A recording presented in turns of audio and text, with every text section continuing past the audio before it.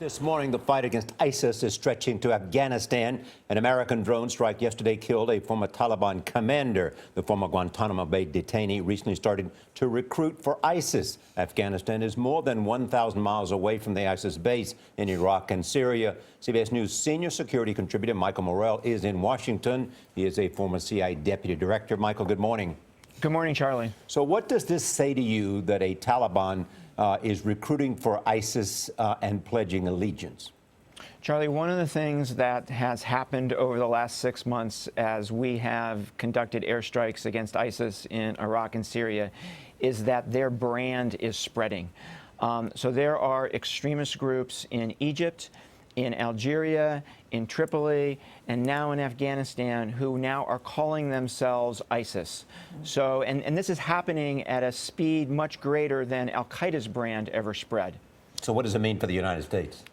So I think these groups, which largely attacked local targets, local grievances, are now going to go after more Western targets. A great example happened 2 weeks ago in Tripoli, where a group that had aligned itself with ISIS attacked a hotel frequented by international businessmen and by diplomats, killed 9 people, including an American. So what can we do, Mike? What should we do? Well, the only thing we can do is take the fight to these guys in Iraq and Syria, because as long as there's a perception that they are winning, as long as they are doing well there, their brand is going to continue to spread, because success breeds followers in this business. Michael, how quickly could troops on the ground happen? And if needed, how long do you think they'd be needed for? So they are needed. The idea, of course, is to train Iraqi troops to be able to conduct this fight. You need a large number. That training is going fairly slowly at the moment.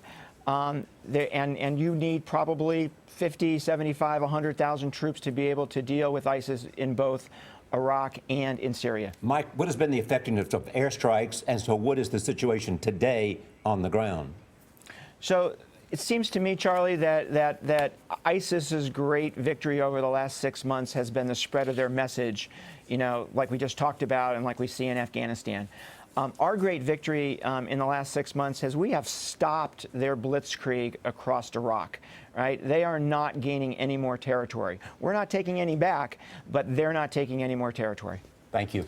Michael Morell, thank you very much.